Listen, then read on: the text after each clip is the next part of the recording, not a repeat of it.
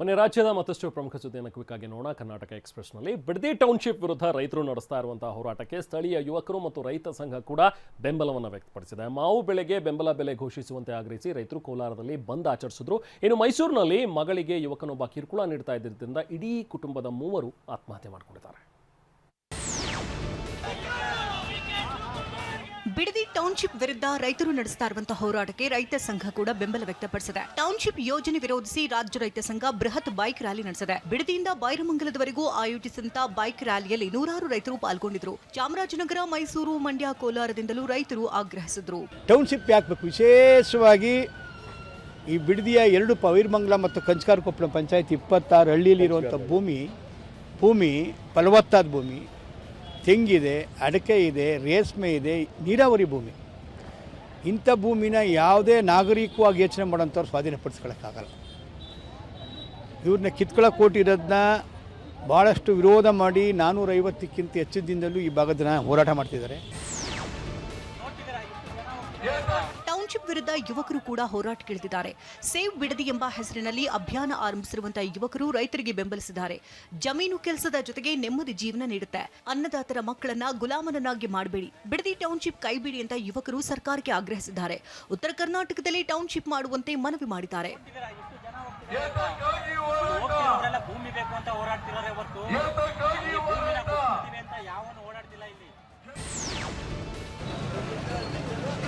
ಮಾವು ಬೆಳೆಗೆ ಬೆಂಬಲ ಬೆಲೆ ನೀಡುವಂತೆ ಕೋಲಾರ ಜಿಲ್ಲೆಯಲ್ಲಿ ಬಂದ್ ನಡೆಸಲಾಗುತ್ತಿದೆ.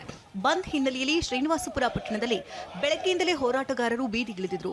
ರಸ್ತೆಗಳಲ್ಲಿ ವಾಹನಗಳನ್ನು ತಡೆದು ಪ್ರತಿಭಟಿಸಿದರು. ರಸ್ತೆಯಲ್ಲಿ ಮಾವಿನ ಹಣ್ಣು ಸುರಿದು ಟೈರ್ಗೆ ಬೆಂಕಿ ಹಚ್ಚಿ ಆಕ್ರೋಶ ವ್ಯಕ್ತಪಡಿಸಿದರು. ಸದ್ಯ ಮಾರುಕಟ್ಟೆಯಲ್ಲಿ ಟನ್ ಮಾವಿಗೆ 3 ರಿಂದ 4 ಸಾವಿರ ಬೆಲೆ ಇದೆ. ರೈತರು ಸಂಕಷ್ಟದಲ್ಲಿದ್ದು ಮಾವು ಬೆಳೆ ಕನಿಷ್ಠ 8 ರಿಂದ 10 ಸಾವಿರ ಬೆಂಬಲ ನೀಡಬೇಕು. ಕೇಂದ್ರ, ರಾಜ್ಯ ಸರ್ಕಾರ ಬೆಂಬಲ ಬೆಲೆ ಘೋಷಿಸಬೇಕು ಅಂತ ರೈತರು ಆಗ್ರಹಿಸಿದರು. ಮಾವಿನ ನಗರಿ ಕೋಲಾರ ಜಿಲ್ಲೆ ಇಡೀ ವಿಶ್ವಕ್ಕೆ ಮಾವು ಸರಬರಾಜು ಮಾಡ್ತಕ್ಕಂಥ ಮತ್ತೆ ರೈತರು ವರ್ಷ ಪೂರ್ತಿ ಬೆಳೆ ಮಾಡಿ ಅದಕ್ಕಾಗಿ ನಾವು ನಿರೀಕ್ಷೆ ಮಾಡ್ತಕ್ಕಂಥ ಒಂದು ಫಸಲು ಇವತ್ತು ಕೊನೆ ಪಕ್ಷ ಕಟಾವು ಮಾಡಿ ಮಾರ್ಕೆಟ್ ತರತಕ್ಕಂಥ ಕೂಲಿ ಕೂಡ ಬರುವಂತಹ ಸಂದರ್ಭದಲ್ಲಿ ಕಳೆ ಬಾರಿ ಕೇಂದ್ರ ಸರ್ಕಾರ ಕೇವಲ ನಮ್ಮ ಕುಮಾರಸ್ವಾಮಿ ಅವರು ಜೆಡಿಎಸ್ ಪಕ್ಷದಿಂದ 4 ಕೋಟಿ ರೂಪಾಯಿ ಬೆಲೆ ಘೋಷಣೆ ಮಾಡಿದ್ರು. ಆದರೆ ಇವತ್ತು ಕೇಂದ್ರ ಸರ್ಕಾರ ರಾಜ್ಯ ಸರ್ಕಾರ ಪ್ರಸ್ತಾವನೆ ಮಾಡಿದ್ರು ಕೂಡ ಸರ್ಕಾರ ಇವತ್ತು ಕ್ರಮ ಜರುಗಿಸಿಲ್ಲ. ಹಾಗಾಗಿ ಏನು ಕೆಜಿಗೆ 18 ರೂಪಾಯಿಯಷ್ಟು ವ್ಯಯ ಆಗ್ತದೆ ಅದು ಬೆಳೆ ಮಾಡಲಿಕ್ಕೆ. ಇವತ್ತು ಕನಿಷ್ಠ ಪಕ್ಷ 10 ರೂಪಾಯಿ ನೀಡುವಂಥದ್ದಾಗಬೇಕು ಅಂತ ಹೇಳಿ ನಮ್ಮ ಒಂದು ಬೇಡಿಕೆ ಆಗಿದೆ.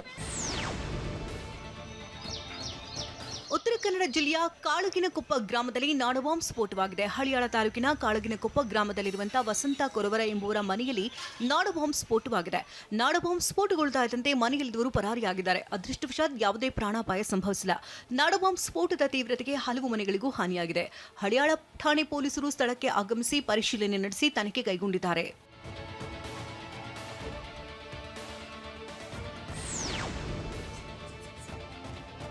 ಭೀಮಾ ತೀರದ 6 ಜನರ ಹತ್ಯೆ ಪ್ರಕರಣ ಪ್ರಮುಖ ಆರೋಪಿಗೆ ಪೊಲೀಸರು ಫೈರಿಂಗ್ ಮಾಡಿದ್ದಾರೆ.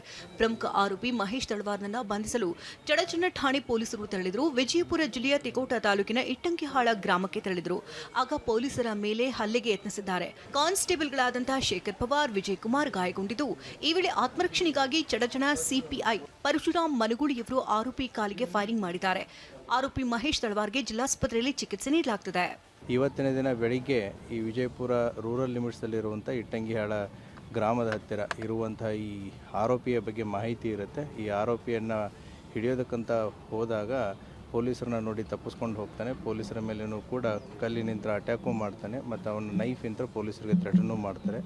ಅವಾಗಿದ್ದಂಥ ನಮ್ಮ ತನಿಖಾಧಿಕಾರಿಯವರು ಗಾಳಿಯಲ್ಲಿ 2 ಗುಂಡನ್ನು ಹಾರಿಸಿದ್ದಾರೆ. ಆದರೂ ಕೂಡ ಆತ ತಪ್ಪಿಸ್ಕೊಂಡು ಹೋಗ್ತಿರ್ಬೇಕಾದ್ರೆ ಆತನ ಕಾಲಿಗೆ ಗುಂಡ ಹೊಡೆದಿದ್ದಾರೆ. ಆತನನ್ನು ಹಿಡಿದು ಈಗ ತಂದಿದ್ದಾರೆ. ಆತನನ್ನು ಹಾಸ್ಪಿಟ್ಲಿಗೆ ಅಡ್ಮಿಟ್ ಮಾಡಿದೆ. ಯಾವುದೇ ರೀತಿಯಂಥ ಸಮಸ್ಯೆಗಳೇನಿಲ್ಲ.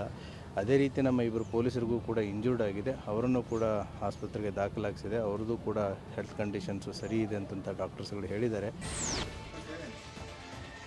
ವಿಜಯನಗರ ಜಿಲ್ಲೆಯಲ್ಲಿ ಬೆಳ್ಳಂ ಬೆಳಗ್ಗೆ ರೌಡಿ ಶೀಟರ್ಗಳಿಗೆ ಬಿಸಿ ಮುಡಿಸಲಾಗಿದೆ. ರೌಡಿ ನಿಗ್ರಹ ದಳ ಜಿಲ್ಲೆಯಾದ್ಯಂತ ರೌಡಿ ಶೀಟರ್ಗಳ ಮನೆ ಮೇಲೆ ದಾಳಿ ನಡೆಸಿದೆ.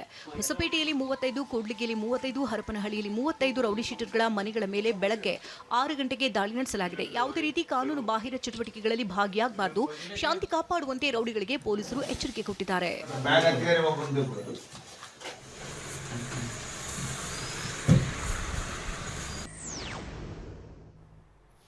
ಇನ್ನು ಬೆಳಗಾವಿಯಲ್ಲಿ ನಾಡದ್ರೋಹಿ MES ಪುಂಡಾಟ ಮುಂದುವರೆದಿದೆ. ಕನ್ನಡ ಕಡ್ಡಾಯ ಆದೇಶ ಪ್ರತಿಯನ್ನು ಹರಿದು ಹಾಕಿದೆ. ತುಮಕೂರಿನಲ್ಲಿ ಎಂಜಿನಿಯರ್ ವಿದ್ಯಾರ್ಥಿ ಆತ್ಮಹತ್ಯೆಗೆ ಶರಣಾಗಿದ್ದಾನೆ. ಕುಡಿಗಲ್ ಪೊಲೀಸರು ಖತರ್ನಾಕ್ ಒಬ್ಬ ಕಳ್ಳ ದಂಪತಿಯನ್ನ ಬಂಧಿಸಿದ್ದಾರೆ. ಮನೆ ಕಳ್ಳರು ಆಸ್ಪತ್ರೆಗೆ ತೆರಳಿದಾಗ ಕನ್ನ ಹಾಕಿದ ಕಳ್ಳರು 300 ಗ್ರಾಂ ಚಿನ್ನಾಭರಣ, 6.5 kg ಬೆಳ್ಳಿ ಆಭರಣ ದೋಚಿದ್ದಾರೆ. ಬೆಳಗಾವಿಯಲ್ಲಿ ನಾಡದ್ರೋಹಿ MES ಪುಂಡಾಟ ಮೆರೆದಿದೆ. ಕನ್ನಡ ಕಡ್ಡಾಯ ವಿರೋಧಿಸಿ ಜಿಲ್ಲಾಧಿಕಾರಿ ಕಚೇರಿಯಲ್ಲಿ ಸರ್ಕಾರದ ಆದೇಶ ಹರಿದು ಉದ್ದಟತನ ಮೆರೆದಿದೆ.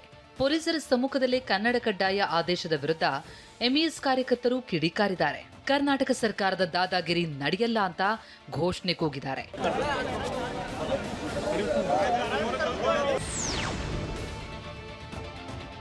ಬೆಳಗಾವಿಯಲ್ಲಿ MES ಉದ್ದಟತನ ಖಂಡಿಸಿ ಕರವೇ ನಾರಾಯಣಗೌಡ ಬಣ ಪ್ರತಿಭಟನೆ ನಡೆಸಿದೆ. ಸರ್ಕಾರದ ಕನ್ನಡ ಕಡ್ಡಾಯ ಆದೇಶ ಹರಿದು ಹಾಕಿದ ಪುಂಡರನ್ನ ಬಂಧಿಸುವಂತೆ ಕರವೇ ಕಾರ್ಯಕರ್ತರು ರ್ಯಾಲಿ ನಡೆಸಿದ್ರು. ನಗರದ SP ಕಚೇರಿಯಿಂದ DC ಕಚೇರಿಯವರೆಗೂ ಪ್ರತಿಭಟನಾ ರ್ಯಾಲಿ ನಡೆಸಲಾಯಿತು. ನಾಡದ್ರೋಹಿ MES ಶಿವಸೇನೆ ನಿಷೇಧಿಸಲು ಆಗ್ರಹಿಸಿದ್ದಾರೆ. ಜಿಲ್ಲಾಧಿಕಾರಿ ಕಚೇರಿ ಒಳಗಡೆ ಅದನ್ನ ಹರಿದು ಹಾಕುವುದ್ರ ಮುಖಾಂತರ ಪುಂಡಾಟಿಕೆಯನ್ನ ಮೆರೀತಾ ಇದ್ದಾರೆ. ಇದನ್ನ ಯಾವುದೇ ಕಾರಣಕ್ಕೂ ನಾವು ಸಹಿಸುವುದಿಲ್ಲ. ಮನೆ ಮಾಲೀಕರು ಆಸ್ಪತ್ರೆಗೆ ತೆರಳಿದಾಗ ಕಳ್ಳರು ಕನ್ನ ಹಾಕಿದ್ದಾರೆ. 300 ಗ್ರಾಂ ಚಿನ್ನಾಭರಣ, 6.5 kg ಬೆಳ್ಳಿ ಆಭರಣ ಸೇರಿದಂತೆ ಲಕ್ಷಾಂತರ ರೂಪಾಯಿ ನಗದು ದೋಚಿ ಪರಾರಿಯಾಗಿದ್ದಾರೆ. ಮೈಸೂರು ಜಿಲ್ಲೆ ನಂಜನಗೂಡಿನ ಚಾಮುಂಡಿ ಬಡಾವಣೆಯ ಮೋಹನ್ ಎಂಬುವರ ಮನೆಯಲ್ಲಿ ಕಳ್ಳತನವಾಗಿದೆ. ನಿನ್ನೆ ಮನೆ ಮಾಲೀಕರು ಆಸ್ಪತ್ರೆಗೆ ತೆರಳಿದ್ರು. ಆ ವೇಳೆ ಬೈಕ್ನಲ್ಲಿ ಬಂದ ಕಳ್ಳರು ಹಿಂಭಾಗದ ಅಡುಗೆ ಮನೆಯ ಕಿಟಕಿಯ ರಾಡ್ ಮುರಿದು ಮನೆಗೆ ನುಗ್ಗಿದ್ರು. ಬೀರುವಿನಲ್ಲಿದ್ದ 300 ಗ್ರಾಂ ಚಿನ್ನಾಭರಣ, 6.5 kg ಬೆಳ್ಳಿ ಆಭರಣ ಸೇರಿದಂತೆ ಲಕ್ಷಾಂತರ ರೂಪಾಯಿ ನಗದು ದೋಚಿ ಪರಾರಿಯಾಗಿದ್ದಾರೆ. ನಂಜನಗೂಡು ಪಟ್ಟಣ ಪೊಲೀಸ್ ಠಾಣೆಯಲ್ಲಿ ಪ್ರಕರಣ ದಾಖಲಾಗಿದೆ.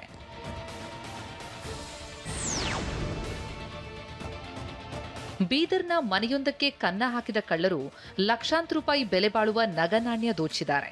ಚಿದ್ರಿ ಗ್ರಾಮದ ರಾಜ್ಕುಮಾರ್ ಎಂಬುವರ ಮನೆಯಲ್ಲಿ 20 ಲಕ್ಷಕ್ಕೂ ಅಧಿಕ ಮೌಲ್ಯದ ಚಿನ್ನಾಭರಣ ಹಾಗೂ 1.5 ಲಕ್ಷ ಕಳವು ಮಾಡಿದ್ದಾರೆ. ಎಲ್ಲರೂ ಮದುವೆ ಸಮಾರಂಭಕ್ಕೆ ಹೋಗಿದ್ದಾಗ ಮನೆ ಬೀಗ ಮುರಿದ ಕಳ್ಳರು 150 ಗ್ರಾಂ ಚಿನ್ನದ ಆಭರಣ, 100 ಗ್ರಾಂ ಬೆಳ್ಳಿ, 1,50,000 ರೂಪಾಯಿ ನಗದು ಕಳವು ಮಾಡಿದ್ದಾರೆ. ಸ್ಥಳಕ್ಕೆ SP ಪ್ರದೀಪ್ ಗುಂಟೆ, ಗಾಂಧಿಗಂಜ್ ಪೊಲೀಸರು ಭೇಟಿ ನೀಡಿ ಪರಿಶೀಲಿಸಿದರು. ಗಾಂಧಿಗಂಜ್ ಪೊಲೀಸ್ ಠಾಣೆಯಲ್ಲಿ ಪ್ರಕರಣ ದಾಖಲಾಗಿದೆ.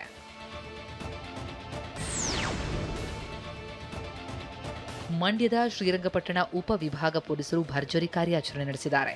4 ಕಳ್ಳರನ್ನ ಬಂಧಿಸಿ 86 ಲಕ್ಷ ರೂಪಾಯಿ ಮೌಲ್ಯದ ಚಿನ್ನಾಭರಣ ವಶಕ್ಕೆ ಪಡೆದಿದ್ದಾರೆ. ಮೈಸೂರು ಮೂಲದ ಗಣೇಶ್, ಮಂಜುನಾಥ್, ಸಾಗರ್, ದರ್ಶನ್ ಎಂಬುವರನ್ನ ಬಂಧಿಸುವ ಮೂಲಕ ಸುಮಾರು 21 ಪ್ರಕರಣಗಳನ್ನು ಭೇದಿಸಿದ್ದಾರೆ. 553 ಗ್ರಾಂ ಚಿನ್ನ, 1 kg, 300 ಗ್ರಾಂ ಬೆಳ್ಳಿ, 1 ಬೈಕ್, 1 ಆಟೋ ವಶಕ್ಕೆ ಪಡೆದಿದ್ದಾರೆ. ಆರೋಪಿಗಳು ಕದ್ದ ಬೈಕ್ನಲ್ಲೇ ಮನೆಗಳ್ಳತನ ಮಾಡಿ ನಗ ನಾಣ್ಯ ದೋಚ್ತಾ ಇದ್ರು.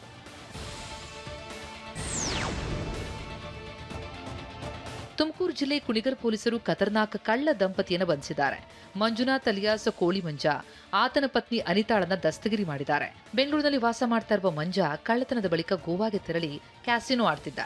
ಈತನ ಕೃತ್ಯಕ್ಕೆ ಪತ್ನಿ ಅನಿತಾ ಕೂಡ ಸಾಥ್ ಕೊಡ್ತಿದ್ಲಂತೆ. ಮಂಜುನ ಮೇಲೆ 30ಕ್ಕೂ ಹೆಚ್ಚು ಕಳ್ಳತನ ಕೇಸ್ ಇದೆ.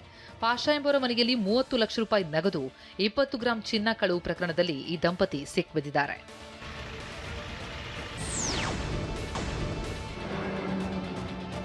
ಬೆಂಗಳೂರು ಗ್ರಾಮಾಂತರ ಜಿಲ್ಲೆಯಲ್ಲಿ ಗೂಡ್ಸ್ ವಾಹನ ಬೆಂಕಿಗಾಹುತಿಯಾಗಿದೆ.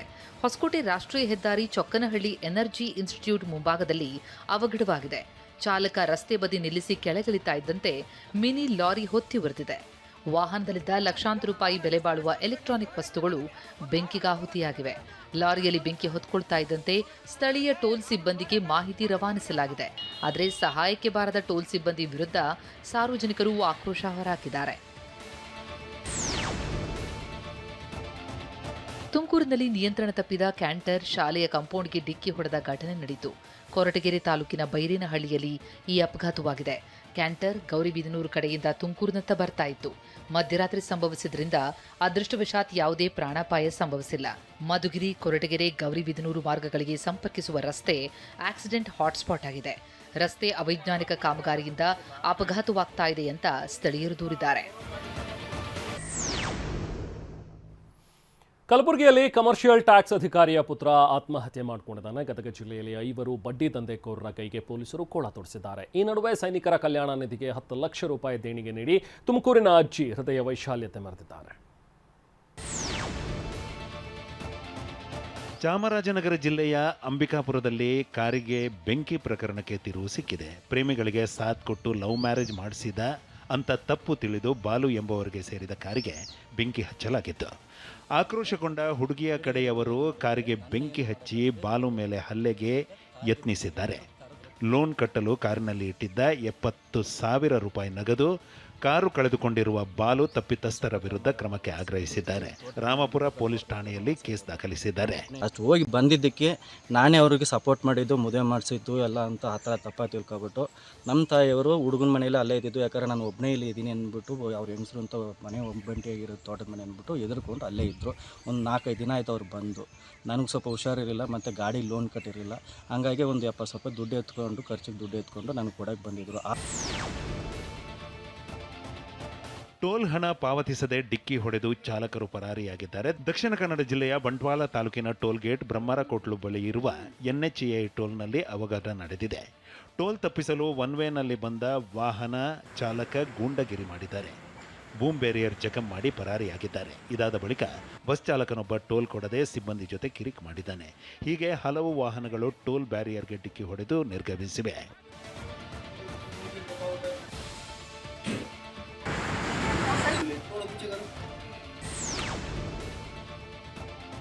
ಗದಗ ಜಿಲ್ಲೆಯಲ್ಲಿ 5 ಬಡ್ಡಿಕೋರರ ಕೈಗೆ ಪೊಲೀಸರು ಕೋಳ ತೊಡಿಸಿದ್ದಾರೆ. ರೌಡಿ ಶೀಟರ್ ಯುವರಾಜ್ ಕೊರವರ ಹಾಗೂ ರವಿ ಕೌಜಮಗೇರಿ, ಬಸವನಗೌಡ ಕರಮುಡಿ, ಶೇಷಗಿರೀಶ ಬಾಕಲೆ, ಜಗದೀಶ್ ಅಯ್ಯನಗೌಡರ ಎಂಬುವರನ್ನು ಬಂಧಿಸಿದ್ದಾರೆ.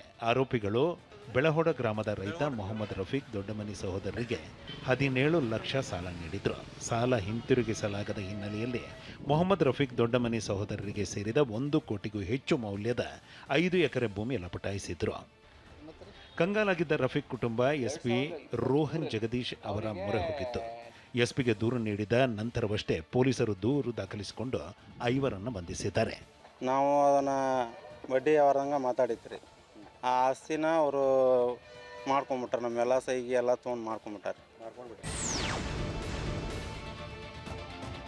ಸರ್ಕಾರಿ ಸಿಬ್ಬಂದಿಯು ಕಚೇರಿ ಸಮಯ ಪಾಲನೆ ಮಾಡಬೇಕೆಂದು ಸಿಎಂ ಡಿಕೆ ಶಿವಕುಮಾರ್ ಸೂಚನೆ ನೀಡಿದ್ದಾರೆ. ಆದರೆ ದಕ್ಷಿಣ ಕನ್ನಡ ಜಿಲ್ಲಾಧಿಕಾರಿ ಕಚೇರಿಯಲ್ಲಿ ಸಿಎಂ ಆದೇಶಕ್ಕೂ ಕಿಮ್ಮತ್ತು ಇಲ್ಲದಂತಾಗಿದೆ. TV9 ನಡೆಸಿದ ರಿಯಾಲಿಟಿ ಚೆಕ್ನಲ್ಲಿ ಇದು ರಿವೀಲ್ ಆಗಿದೆ. ಸರ್ಕಾರಿ ಸಿಬ್ಬಂದಿ ಅಧಿಕಾರಿಗಳು ಬೆಳಿಗ್ಗೆ 10 ಗಂಟೆಯೊಳಗೆ ಕಚೇರಿಯಲ್ಲಿರಬೇಕು. ಆದರೆ ಬೆಳಿಗ್ಗೆ 11 ಗಂಟೆ ಆದರೂ 70% ಅಧಿಕಾರಿಗಳು ಹಾಜರಾಗಿಯೇ ಇರಲಿಲ್ಲ. 5 ಜನ ಅಧಿಕಾರಿಗಳು, ಸಿಬ್ಬಂದಿಗಳು ಹಾಜರಾಗಿದ್ದಾರೆ. ಮೇಡಮ್, ಒಟ್ಟು ಎಷ್ಟು ಜನ ಸ್ಟಾಫ್ಸ್ ಇಲ್ಲಿ? ಒಂದು 10 ಮೆಂಬರ್ಸ್ ಇದ್ದೀವಿ ಸರ್. ಈಗ ಇವತ್ತು ಎಲ್ಲರೂ ಹಾಜರಾಗಬೇಕು? ಫುಲ್ ಹಾಜರಿರ್ತೀವಿ, ಕೆಲವರು ರಜೆ ಹಾಕಿದ್ದಾರೆ ಸರ್. ಸೊ ಇವಾಗ 4-5 ಜನ. ಹೌದು ಸರ್. ಸೊ ಈ ಡಿಪಾರ್ಟ್ಮೆಂಟ್ನಲ್ಲಿ 10 ಜನರು ಬರಬೇಕಾಗಿದ್ದಂಥದ್ದು ಈಗ 4 ಜನರು ಕಾಣ್ತಿದ್ದಾರೆ. ಕೆಲವರು ರಜೆ ಹಾಕಿದ್ದಾರೆ ಅಂತ ಹೇಳ್ತಾ ಇದ್ದಾರೆ. ಚಾಮರಾಜನಗರ ಜಿಲ್ಲೆಯಲ್ಲಿ ಟಿಪ್ಪರ್ ಹಾವಳಿ ಮಿತಿ ಮೀರಿದೆ. ಜಿಲ್ಲಾಧಿಕಾರಿ ಆದೇಶವನ್ನ ಗಾಳಿಗೆ ತೂರಿ ನಿತ್ಯ 100 ಟಿಪ್ಪರ್ಗಳು ಸಂಚಾರ ಮಾಡುತ್ತಿವೆ. ಹೀಗಾಗಿ ಗುಂಡ್ಲುಪೇಟೆ ತಾಲೂಕಿನ ಹಿರಿಕಾಟಿ ಗ್ರಾಮದಲ್ಲಿ ಟಿಪ್ಪರ್ಗಳನ್ನು ತಡೆದು ಜನರು ಆಕ್ರೋಶ ವ್ಯಕ್ತಪಡಿಸಿದರು. ನಿತ್ಯ ಬೆಳಗ್ಗಿನ ಜಾವ 5 ಗಂಟೆಯಿಂದ ಟಿಪ್ಪರ್ ಓಡಾಟ ಆರಂಭವಾದರೆ ತಡರಾತ್ರಿಯಾದರೂ ನಿಲ್ಲೋದಿಲ್ಲ. ಶಾಲಾ ಕಾಲೇಜ್ ಸಮಯದಲ್ಲಿ ಟಿಪ್ಪರ್ ಸಂಚರಿಸದಂತೆ ಡಿಸಿ ಆದೇಶ ನೀಡಿದ್ರು. ಈ ಆದೇಶಕ್ಕೂ ದಂಧೆಕೋರರು ತಲೆ ಕೆಡಿಸಿಕೊಳ್ಳುತ್ತಿಲ್ಲ. ಬೆಳಗ್ಗೆ 5:15 ಗಾಡಿ ತೆಗೆದ್ರೆ ಸಾಯಂಕಾಲ 6 ಗಂಟೆ ಹೊಡಿದೆ ಅಂತ ನಿರಂತರವಾಗಿ ಇವರು ಮಾಡ್ತಾರೆ. 6 ಗಂಟೆ ಮೇಲೆ ಮತ್ತೆ ಬ್ಲಾಸ್ಟ್ ಮಾಡ್ತಾರೆ, ಮತ್ತೆ ಬ್ರೇಕರ್ ಮಾಡ್ತಾರೆ, ಮತ್ತೆ ಬೆಳಗ್ಗೆ 5 ಗಾಡಿ ತೆಗಿತಾರೆ. ಬಳ್ಳಾರಿಯ ಕುರುಗೋಡು ತಾಲೂಕಿನ ಮುಷ್ಟಗಟ್ಟೆ ಗ್ರಾಮದ ರೈತರು ಮಾದರಿಯಾಗಿದ್ದಾರೆ. ಸ್ವಂತ ಖರ್ಚಿನಲ್ಲೇ ಮಣ್ಣಿನ ರಸ್ತೆ ನಿರ್ಮಾಣ ಮಾಡಿ ಸೈ ಎನಿಸಿಕೊಂಡಿದ್ದಾರೆ. ರೈತರು ಕಾಲುವೆ ಮೇಲಿನ 3.5 ಕಿಲೋಮೀಟರ್ ರಸ್ತೆ ದಾಟಿ ತಮ್ಮ ಜಮೀನುಗಳಿಗೆ ಹೋಗಬೇಕಿತ್ತು. ರಸ್ತೆ ನಿರ್ಮಿಸಿಕೊಡುವಂತೆ ಸಣ್ಣ ನೀರಾವರಿ ಇಲಾಖೆ ಅಧಿಕಾರಿಗಳಿಗೆ ಎಷ್ಟು ಬಾರಿ ಮನವಿ ಸಲ್ಲಿಸಿದ್ರೂ ಯಾವುದೇ ಪ್ರಯೋಜನವಾಗಲಿಲ್ಲ. ಕೊನೆಗೆ ತಮ್ಮ ಖರ್ಚಿನಲ್ಲೇ ಮಣ್ಣಿನ ರಸ್ತೆ ನಿರ್ಮಿಸಿಕೊಂಡಿದ್ದಾರೆ.